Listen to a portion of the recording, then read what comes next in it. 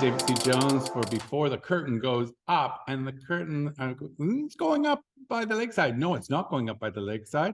It's going up by the Lakeside Players, but it's not near a lake because it's over at Presentation House. And I'm talking with Andrew Cameron. Andrew Cameron, how are you? I am well. Happy to speak with you. Yeah, now, first off, where would the Lakeside Players normally be? So the original name of the Lakeside Players was actually the Leslieville Players. And the company was founded at an apartment on Jones Avenue, which is in Toronto in the neighborhood of Leslieville. And we did an adaptation of Cyrano de Bergerac. And the apartment was on the second floor, and they had one of those French balcony doors. So we did the whole sort of street theater balcony scene just out front of our apartment. And at that time, it was the Leslieville Players, and it was a very community-oriented street theater company. And unfortunately, since then, the two founding members none of us live in Leslieville anymore. Actually, that's not true. One of us did move back there, but we've all sort of dispersed. So we needed to come out, and we're going on tour, and so we wanted to come up with another name that was a little more encompassing of where we are. So we are the Lakeside Players. I see. Based out of Toronto by that lake. Nice. So you're all from Toronto? We all met in Toronto. We met going to George Brown Theatre School. I am actually from out west. I grew up on Bowen Island, nice. Just off of Vancouver there. And then Sean, Jacqueline, and Jack Rennie, who are the co-founders, artistic directors, they are both from Toronto area, Ontario. Nice. So now you're tackling the Three Musketeers by who's that by? DeMille? What's the name of the writer of this? Duval? Alexandre Dumas. Oh, there you go. I had the "d" in my head. I was like, "There's a "d." Yeah. So you're doing an adaptation of the Three Musketeers. Now, back when I was younger, I also did an improvised Cyrano de Bergerac. Nice. Nice. And I assume that because you're having fun with it, that we're looking for serious works that we can then have fun with. That's about right. Yeah. I mean, we want to make our theater kind of accessible. We also, came out of George Brown, which is a classical conservatory. So we do like those kind of classic stories. They're also good to just, attract an audience. These are shows people know. But given a kind of street theater approach, we do want to make them fun and kind of add an irreverent quality. So we usually figure out some way to not break the show, but kind of turn the show on its head. So for example, for Cyrano, we didn't have a lot of money or funding at the time. So we wanted to cut back on the rehearsal process, which is, expensive to pay actors that way. So we didn't really rehearse the play. So we didn't really know our lines that well. So we could call for a line, but we would do it in the middle of summer. And if we called for a line, we would get sprayed with a massive super soaker. So that was sort of how we messed up that one. And then for Robin Hood, we actually got some more funding. We actually had time to write a script. It was a more written production, and we were more prepared. But I acted as Robin Hood, and I played Robin Hood and the Sheriff of Nottingham. So I was constantly running back and forth between scenes. And then there was the climactic scene where I'm running back and forth behind these shower curtain set pieces that we created. And, after every time we would do one of these shows, we start sort of spitballing ideas. I'm like, okay, what's the next Lakeside show that we could do where we take some classic thing and turn it on its head? And one of the ideas that stuck was we'll do the Three Musketeers, but we do it as a two-hander. Nice. So yes, now tell me about if I buy a ticket to go see it at Presentation House in North Vancouver, what am I going to experience? Go beyond the press release. Well, beyond the press release. So. It's been a funny process trying to market this show because some of the fun that we want to have is marketing the show as if we were doing it with three actors, as if or like a more traditional take on it. The Musketeers has many characters. Doing even with three actors would be a big undertaking. But we do have a third actor who's part of the billing, who would normally be part of the production, but he didn't show up. So the audience comes.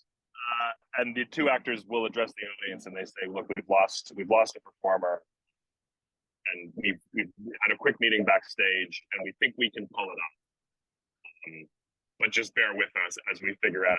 So there's kind of two stories happening. There's the story of the Three Musketeers, but then there's the story of these two actors trying to pull off the whole thing.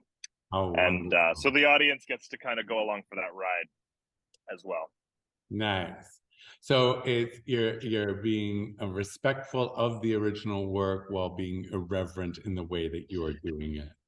Yeah, it's more of like a way we kind of mess it up for ourselves. How do we make it hard for the actors? And my goal, because I did the adaptation as well, and I read the book.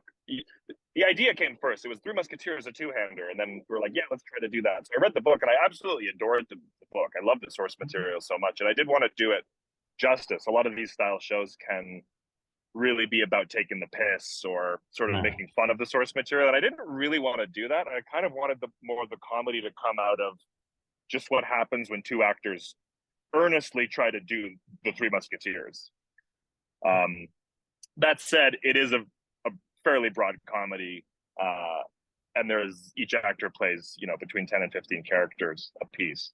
So it's not, we're not overly puritanical when it comes to the source material, but it is a fairly faithful adaptation. You do get the story of the full epic novel, more or less.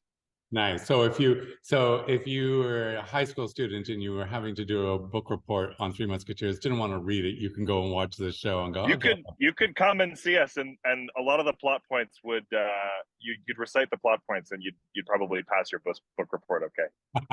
Nice. So now you're from Toronto. So what brought you out here? I mean, you lived out here initially, or you were born out in this neck of the woods. Was this more about, hey, can I write off a trip visiting the family? Or was it that Kim Seledy said, hey, why don't you bring your show here? Yeah, well, we're all we graduated George Brown. I graduated 2018. Jack and Sean graduated years before that. And it's fairly common for theater school grads to want to start their own little company and their little collective, and it's always challenging. There's plenty of theater grads that try to make a go of it. You just kind of have to take stock of what resources you have, and doing this kind of street theater work, there is a market to tour that quite a bit, especially during the pandemic. We were really lucky that our kind of work was able to be done outside in quite a safe manner, and so a lot of our growth of the company happened during those COVID years. And so we've been out west. This will be our second time coming out. And I came from a theatrical family. My parents are both actors. And so they do a lot of theater on Bowen Island, and they've done theater at Presentation House as well. So I was kind of just taking stock of like, okay, who do I know? Who would like this show? Presentation House was working to do more performances on their grounds. And I kind of just gave Kim a call and said, hey, we've built this show. I think it'd be great to tour it out there. And so we were able to be presented by Presentation House, as well as just do a little Golf Island tour of Bowen Island, where I grew up, as well as the sort of neighboring. We're going to take the show to Gabriola this year, and nice. to a couple of other islands as well. Yeah. Nice. So I assume there's some buckling of some swashes in this. There's some sword fights. There is. Yeah, this would be the proposed subtitle to the Three Musketeers, a two-hander, was "I'll swash your buckle if you buckle my swash," which we've since dropped that. But if you read a copy of the script, that might still be in there. But yeah, so Jack Rennie, who has directed the shows at Lakeside previously, he did act in one, but this will be the most acting he's done probably in any of our productions. But he's a highly skilled stage combat guy, so he's choreographed all of the sword fights. And all the fight routines for this show, which has been a real treat, and it's been something we've wanted to take advantage. We did, Robin Hood, Cyrano has a couple of little sword fight moments here and there, but the Musketeers is really one where we really wanted to showcase that skill set. It's kind of their thing, isn't it? They run around with the sword. Yeah. And it's like for Robin Hood, we didn't do it as a musical, but we had a composer, Landon Doak, who's quite well known in the sphere, composed some kind of folky songs for the show, so that we had a musical element for this one. And so for this show, we don't have a musical element, but we've got a fight element. So just one of those crowd pleasing elements that can take the show up a notch. Nice. Well, Andrew, here's your chance you are going to look directly at your camera, the little green light, wherever it is on it, and you're going to tell these people why they shouldn't miss it. Like why, get your tickets, come in. You probably should mention it's air conditioned. Well, it's actually going to be outside on the presentation house grounds. I didn't even know that. Okay, well, that's a key thing to mention. Okay, here you go. I'm going to count you in. You're going to sell this show. Ready? 3, 2, 1, go. So this is your chance to see a brand new adaptation of the classic Three Musketeers story.